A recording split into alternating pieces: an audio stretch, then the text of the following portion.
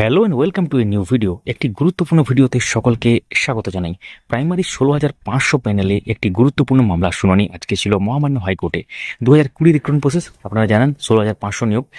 তো এই রিক্রুটমেন্ট প্রসেসে অর্থাৎ এটা কাট অফ মামলা বলতে পারেন আপনারা, কারণ এক্ষেত্রে পিটিশনারদের দাবি ছিল যে তাদের থেকেও কম নম্বর পেয়ে চাকরি করছে বা পিটিশনারদের নম্বর বেশি হওয়া সত্ত্বেও তারা কিন্তু প্যানেল জায়গা পায়নি।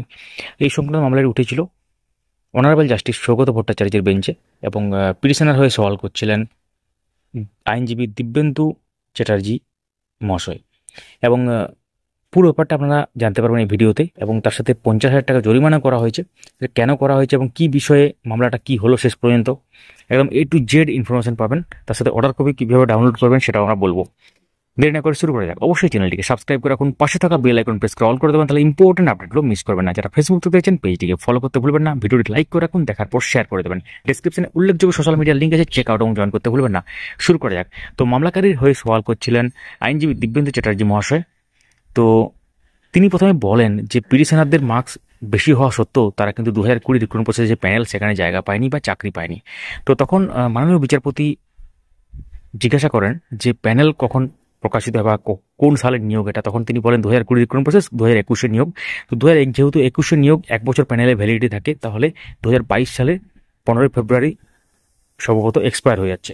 কারণ যেহেতু 15 ফেব্রুয়ারি 2021 এটা যদি ধরা হয়, তাহলে 15 ফেব্রুয়ারি 2022 এটা এক্সপায়ার হয়ে যাচ্ছে। তো প্যানেল এক্সপায়ারির পরে এই প্যানেলে কোনো রকম নিয়োগ সম্ভব নয়, বা এই ব্যাপারটা কিন্তু প্রসিড করা যাবে না। কিছুটা এইরকম ধরনের ব্যাপার ধরতে পারেন এখানে হয়েছে।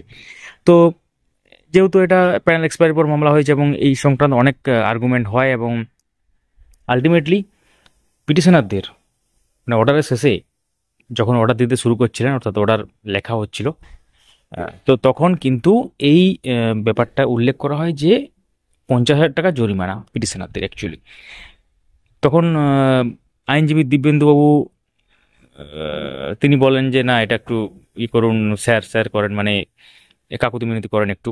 কিন্তু ব্যাপারটা হচ্ছে সেখানে কোনো রকম কাজ হয়নি। অর্ডার কপিটা এলে আমরা আপনাদের সাথে শেয়ার করবো। অর্ডার কপি কীভাবে পাবেন, আমাদের টেলিগ্রাম চ্যানেলে যুক্ত হতে ভুলবেন। আপডেট মাস্টার 4 লিখে সার্চ করুন, টেলিগ্রামে পেয়ে যাবেন, বা ডিসক্রিপশনে লিঙ্ক থাকবে। তো অর্ডার কপিটা এলে আমরা অর্ডার কপির আরও বিস্তারিত ব্যাখ্যা করবো, তার জন্য আপনাদেরকে সঙ্গে থাকতে হবে আমাদের।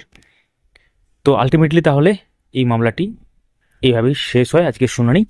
তো গুরুত্বপূর্ণ যে ব্যাপার সেটা আজকে হয়েছে অনেক, সেটা আপনাদের সাথে শেয়ার করা হলো। এবং আজকে আরেকটি ব্যাপার ঘটেছিল, যেটা অলরেডি আমরা শেয়ার করেছি 2016 রিক্রুটমেন্ট প্রসেস সংক্রান্ত ব্যাপার। সেম ম্যাটার, ওই পিটিশনারদের দাবি ছিল যে তাদের নম্বর বেশি অথচ তারা চাকরি পায়নি, এবং সেখানে অনেক কিছু ব্যাপার হয়েছে, সেগুলো আপনারা দেখেছেন হয়তো। যাই হোক, এই 2020 রিক্রুটমেন্ট প্রসেস বা 16,500 নিয়োগ সংক্রান্ত যে মামলাটি ছিল, এই মামলার যে আজকে শুনানি আমরা ব্যাখ্যা করলাম বাংলাতে, এটা নিয়ে যদি কোনো মন্তব্য করার থাকে বা কোনো প্রশ্ন থাকে অবশ্যই কমেন্ট করুন। ধন্যবাদ দেখার জন্য।